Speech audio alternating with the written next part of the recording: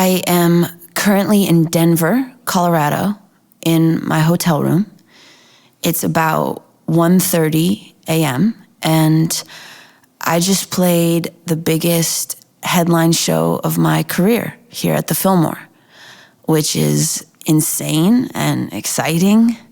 And all night I've been surrounded by people and energy and noise and celebration.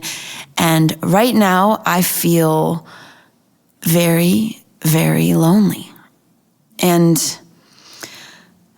it's a strange thing to say because it makes me feel ungrateful or myopic in some way, but it is the thing that's pulsing through my brain right now.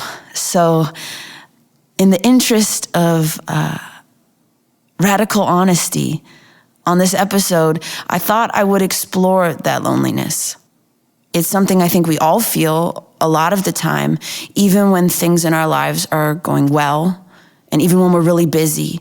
It's those quiet moments when the isolation or alienation can set in. Now, I used to deal with loneliness on tour often by drinking alcohol. That was an easy way to get outside of myself, to distract from the loneliness, but it kind of ends up taking a toll. And on this tour, I've been working on new ways to feel connected to myself and to the people I care about. So for right now, I'm gonna go to bed because I have a flight to make tomorrow. But I'm gonna wake up and report back to you on the status of my loneliness and how I'm dealing with it. What am I doing here? What am I doing here? What am I doing here? What am I doing here? One good thing I've learned to do when I'm sad and lonely is to exercise. So I'm here at the hotel gym, just hit 3.5 miles, and I'm looking at a very strange wall, and ESPN is on. No one else is in here.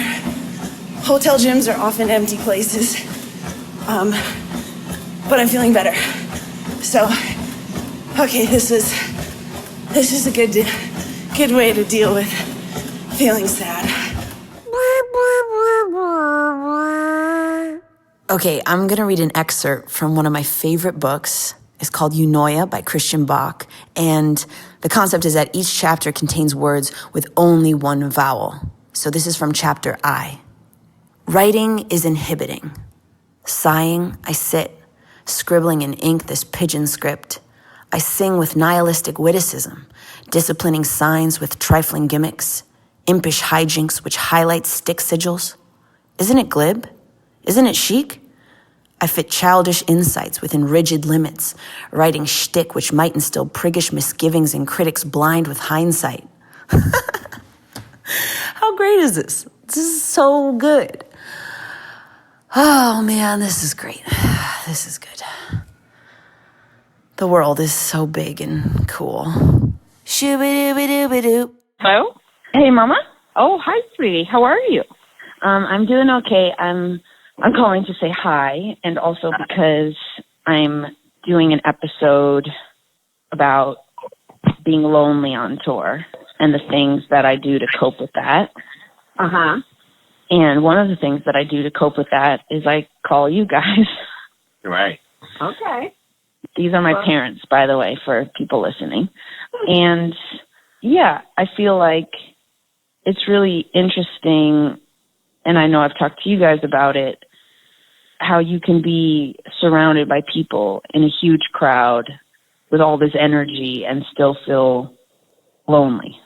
Right. And isolated. And I feel like I've gotten better at dealing with that feeling, channeling it into something positive. Right. Do you remember that expression we used to have about you're by yourself, but you're never... I think it was when we're together, it's like being by yourself, but you're not alone. Right. Because you can be who you are.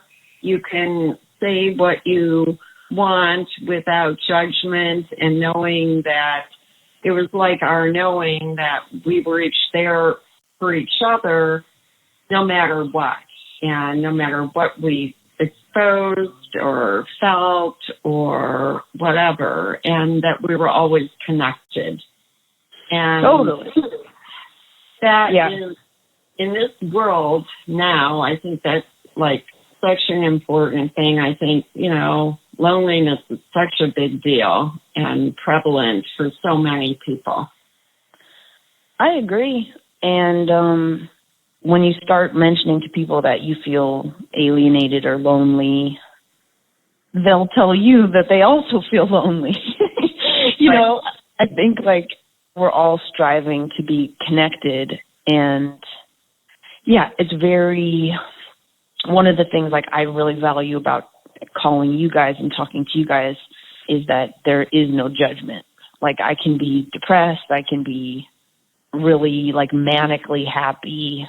I can tell you. I don't like it when you're that way. I can tell you about my mistakes, and like shameful things. And I feel like, so thank you guys for that. That is, as you know, I am extremely appreciative. Well, we are also, because you were there for us. So thank you for that, sweetie. Well, the thanking is mutual. And I do think one final interesting point is that you saying like, being busy is code for not being lonely. I often find that in my touring life and in my traveling life, it's like I have a very peripatetic existence, and I often find that when I'm the busiest, I might be distracted at times by, like, I'm too distracted to feel lonely, but then when there is the moment of quiet, it's like even worse. It comes crashing down on me. Like it builds up and then it just smothers me. Yeah. It's a very frightening feeling, actually, I think. Yeah. Loneliness. Very, very frightening, and sort of like central, I think, in many ways to the human condition.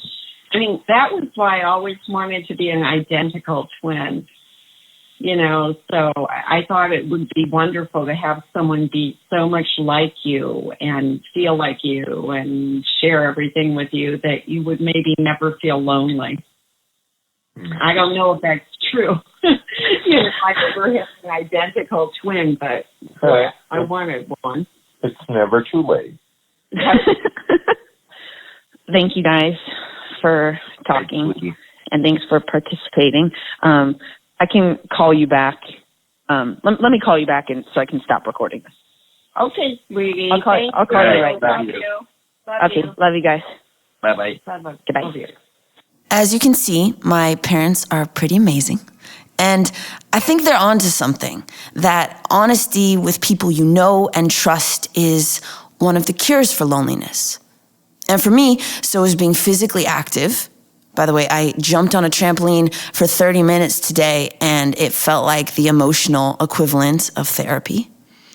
So is reading books and watching movies and feeling connected to the big world of ideas and people, some of whom are just fictional characters.